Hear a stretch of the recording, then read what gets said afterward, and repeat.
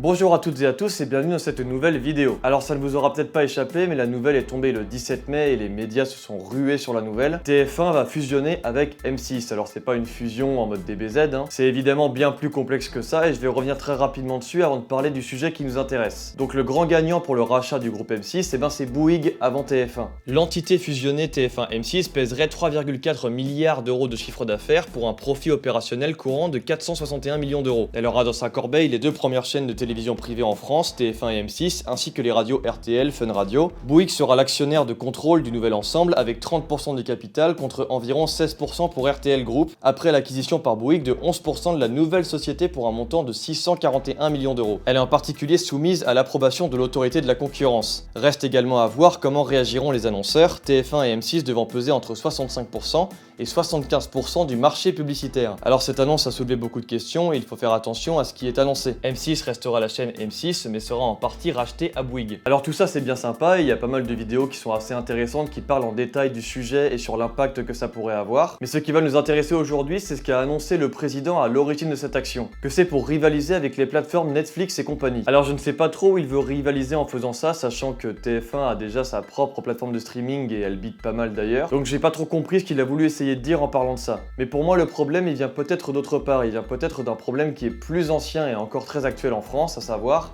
le procédé de la chronologie des médias. Revenons sur les bases de ce que c'est. La chronologie des médias, c'est un système qui est apparu en 1987. C'est avec l'apparition, mais surtout la surproduction et le succès de la télévision que la question fut posée au sein de l'Union européenne. Alors en quoi consiste exactement cette chronologie des médias? C'est en gros une règle qui définit l'ordre et les délais dans lesquels les diverses exploitations d'une œuvre cinématographique peuvent intervenir. Cette réglementation, elle a pour but de sauvegarder l'exploitation en salle des films, car ce n'est en effet qu'après une durée déterminée que les autres exploitations comme la vidéo, Canal+, etc. sont autorisés. Et avec l'apparition de la télé et donc des chaînes qui se multiplient à l'époque, le cinéma français craint un public de plus en plus absent dans les salles obscures. D'où cette règle qui permet de laisser du mérite et du crédit aux salles d'exploitation. Alors cette chronologie des médias, elle est assez malléable, elle a été faite et refaite, et depuis le 21 décembre 2018, avec le succès de la VOD, elle fonctionne ainsi. Il y a d'abord le jour 0, c'est-à-dire le jour de sa sortie en salle. 4 mois plus tard, c'est la sortie en DVD, Blu-ray et en VOD payante. 8 mois après sa sortie, c'est ensuite la TV payante ayant signé un accord avec les orgas de cinéma qui bénéficient du film, donc majoritairement Canal+ chez nous et OCS. Au bout de 17 mois, c'est toute la TV payante de cinéma qui y bénéficie, plus les plateformes de streaming dites vertueuses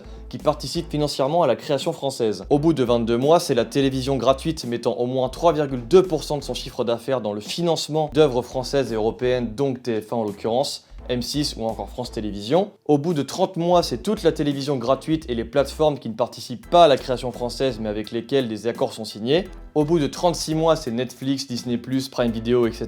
Et au bout de 44 mois, le film est disponible gratuitement en VOD. Le film a donc en France une durée de vie de 44 mois, soit 3 ans et 8 mois. Et si vous calculez bien, actuellement, un film auquel les plus gros monstres du streaming actuel ne participent pas, il ne sort que 3 ans plus tard sur leur plateforme après son exploitation en salle. Alors cette chronologie des médias, elle n'est pas identique dans toute l'Union européenne. En France, nous avons une législation qui fait que cette règle doit être acceptée pour pouvoir signer des ayants droit. Alors que même s'il y a une chronologie des médias évidemment dans les autres pays d'Europe, elle est très vite malléable et certains contrats peuvent avantager et modifier la durée de vie d'un film. Cette chronologie fait donc assez débat depuis que Netflix produit des films français, car la plateforme ne respecte pas la chronologie des médias et sort le film directement sur son site. C'est le cas récemment de Oxygène, réalisé par Alexandre Aja et joué par Mélanie Laurent. Et de l'autre côté de l'océan, il y a des grands réalisateurs de renom qui se sont mis aussi à se faire produire par Netflix, comme Scorsese par exemple pour son dernier film. Et il n'y a réellement qu'en France qu'on pratique cette réglementation à la lettre. Aux États-Unis par exemple, le système est beaucoup plus libéral et ça passe en général par des contrats entre différents intéressés pour chacun des films. Et d'ailleurs, les géants comme la Warner Bros décident quand ils veulent. Il y a d'ailleurs récemment eu un accord entre Universal et les cinémas AMC pour que le film soit disponible en DVD seulement 17 jours après sa sortie en salle, ce qui a lancé un débat sur la potentielle disparition des cinémas là-bas, où seul Disney autoriserait en gros les gros blockbusters et les films qui rapportent plus de 50 millions de dollars au box-office le premier week-end de sa sortie. Et c'est plutôt flippant quand même. Netflix est donc très libre de ses choix là-bas car il permet à la fois une diffusion en salle salles avec des accords avec les distributeurs. Ils ont d'ailleurs eux-mêmes une équipe de distribution aux États-Unis et ils peuvent aussi très rapidement diffuser leur production sur leur plateforme. D'où le fait d'ailleurs que leur catalogue là-bas est beaucoup plus riche qu'en France où il y a certaines lois qui sont à respecter. Et pour essayer de mettre un terme à ces disputes entre le cinéma français et Netflix, la culture essaie de proposer à ces plateformes de streaming de participer au financement du cinéma français pour bénéficier d'un délai plus tôt dans la chronologie. Ainsi, en octobre dernier, on nous a informé que Netflix et compagnie devront investir 20 à 25% de leur chiffre d'affaires dans la création française pour faire passer le délai de 3 ans à plus tôt en fait, on n'a pas l'info encore. Et plusieurs plateformes ont été très réticentes à l'idée de donner autant à des productions locales, coucou Amazon Prime. Mais les premiers bureaux de Netflix sont arrivés en France et promettent des productions variées, comme notamment le prochain film de Jean-Pierre Jeunet, qui est un grand réalisateur français qui s'appelle Big Bug, et qui devrait du coup normalement être diffusé au cinéma, puis plutôt sur Netflix que 3 ans. Alors tous ces accords, ils soulèvent quand même des questions sur cette chronologie des médias. Est-ce qu'elle est utile pour garder les salles de cinéma actives, ou est-ce que c'est pas plutôt un frein aux productions cinématographiques françaises? Parce que c'est vrai que Netflix ne va concerner longtemps que des grosses productions françaises par des réalisateurs connus, et ça c'est plutôt une bonne nouvelle en soi, mais aussi des grosses productions typées comédie française à la Danny Boone, un peu douteuses, et ça c'est un peu plus dommage. Et je ne pense pas que Netflix sera intéressé par des petites productions. Et est-ce que cela finalement ne finit pas par tout dénationaliser et par tout libéraliser encore plus? Car comme je le disais, les plus petites productions auront de plus en plus de mal à se faire voir. Mais en même temps, cette chronologie des médias permet une authenticité aux salles de cinéma. Une authenticité et un privilège qui finit par disparaître à cause des géants du streaming, dont c'est peut-être nécessaire